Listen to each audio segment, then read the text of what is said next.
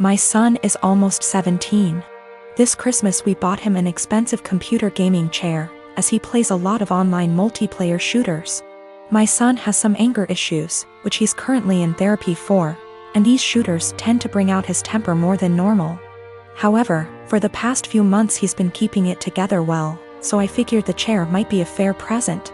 I was wrong, because the day after Christmas he was gaming, started to have bad luck. He was losing his patience.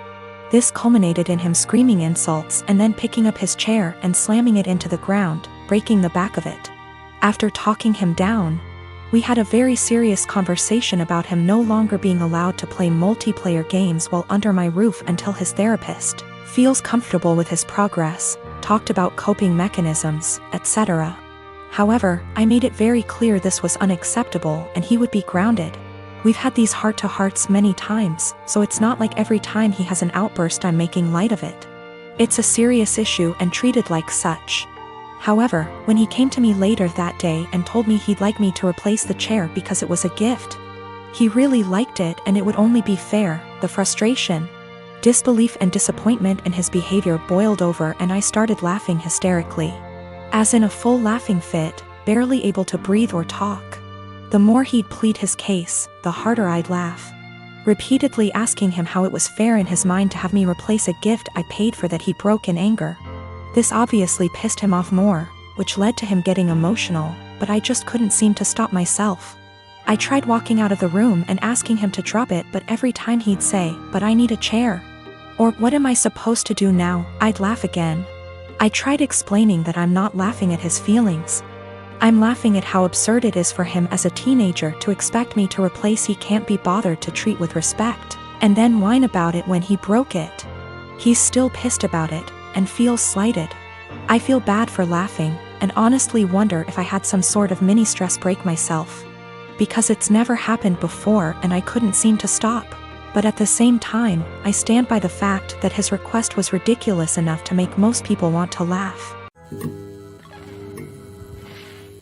I am a 26 years old female. Me and my fiancé, he's 28, been engaged for 4 months. We're planning on having our wedding on October 18th.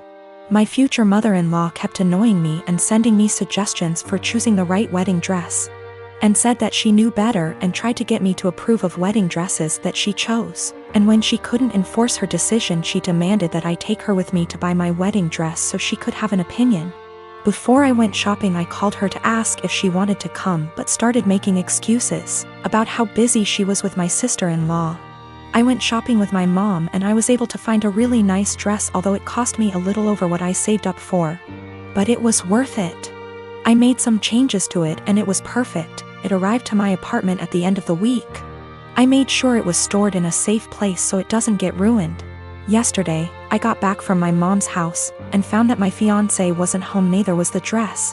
I called him immediately, knowing that he must have taken it to show it to his mom since she continuously asked to see it, and refused to have me send her pictures of it on Facebook. I was so mad when it was confirmed that my fiancé took it to show it to his mom. He said he was gonna be home in 30 minutes. After he went to the supermarket, I waited for longer than I had to, and then when he arrived I ran to get my dress. That was buried underneath grocery bags. I took it to check on it and its zipper was broken and the dress itself, fabric, was stretched out. I was like, what the happened to it? My mother-in-law must have tried it on, because it looked ruined. The straps were almost loose. I had to call my mother-in-law when my fiancé told me his mom and sister took turns to try it on. I was absolutely livid. She told me she did nothing wrong and that I was making a big deal out of it. She said she'd get a replacement for the broken zipper. But I told her to pay for a new dress since it was stretched out and no longer fitting. She refused and said that I probably wasn't happy with my dress choice and wanted her to pay so I could get a new one. I yelled at her for trying it on and ruining it. That she and my fiancé were responsible for ruining my dress, so they should pay for a new one. It's done, no longer fitting. The straps are in a horrible condition. My mom said she'd pay for fixing it, but I just hate it now that someone else wore it before me. I'm mad at both of them and seriously considering postponing the wedding. I have 3 fingers missing on my dominant hand. It's fine. I can type and everything and even manage to tie my shoelaces most days, and on the days I can't, that's the dyspraxia. However, I won't deny that it looks a bit odd to most people. I only have my fourth and fifth fingers, so my hand looks a bit like a child's drawing of a rabbit, and not a good one. I'm used to people asking about it, usually after staring for a good minute or two, but I still find it annoying. I really don't get why you'd think it would be an okay thing to ask someone about, but hey, I wasn't raised in a barn. Usually I nip the questioning in the bud by just explaining the truth from the get-go, and assuming that enough people will gossip about it that the message will spread by the end of the day. It always does. Anyway, I started a new job about a month ago, and I honestly could not face going through that same cycle again. I felt like the time had come to not play into it anymore and to make something out of it, and I decided to make myself laugh. When the first new coworker asked about it, I completely lied and told her that I chewed them off as a baby. I then decided to tell the next person who asked that I cut them off with a plastic knife at a picnic.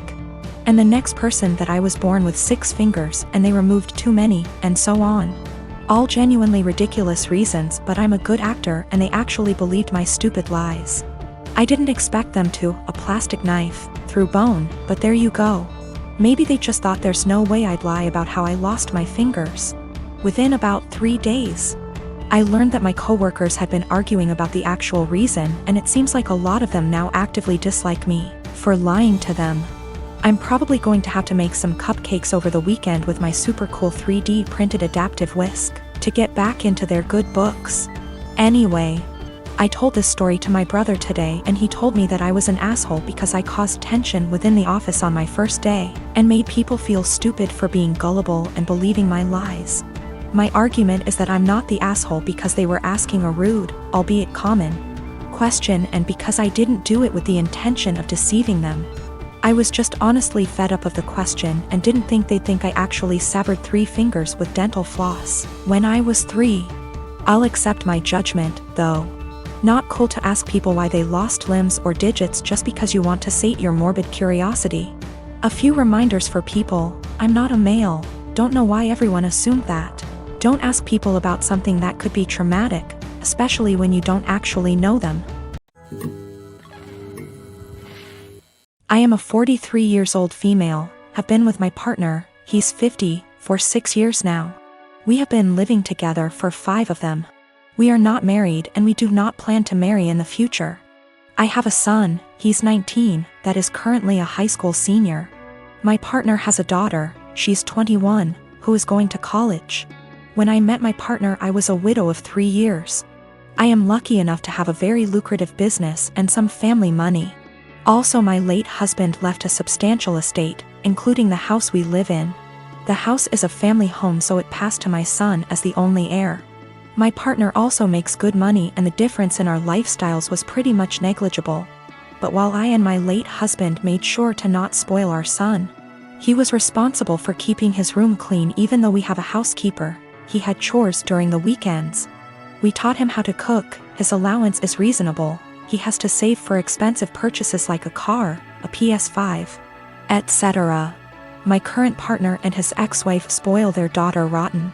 Due to an incident when we first moved in together, she demanded my son's bedroom since it was the second biggest. Got rejected since it was his home and she only spends the weekend. And after some family therapy, we agreed that she will be treated like a guest by me. She will have to follow the house rules, and that at the extent of our relationship. Now while she is spoiled, she is a good girl, academically excellent. Except for the aforementioned incident, very respectful and just a pleasant young woman. The problem is that I did not know the extent to which my partner spent money on her. He pays some money as rent that I put into my son's college fund, and we split the common bills in half. Everything else is our own responsibility, so we don't know much about each other's finances. Now my son is planning to do a tour of East Asia during the summer, and I was happy to give him the money to do so, as a gift for getting into a very prestigious college. When my stepdaughter heard about it, she asked her dad to pay for a tour of Europe, since he didn't send her on one after she got into college. He agreed because he never says no. But he came to me asking me to lend him close to $30,000 because he can't afford the trip on his own. I am not even giving that much to my son, and his plane tickets are more expensive. I refused. I said that since this wasn't an emergency he can save and send her on the trip after she graduates college. Now he is not talking to me, saying that I am choosing favorites. I have no relationship with his daughter, so I don't know how that even is applicable. And that I am putting money over his happiness and relationship with his daughter. I can easily afford to lend him the full amount, I just don't want to, because his reasons are not convincing enough.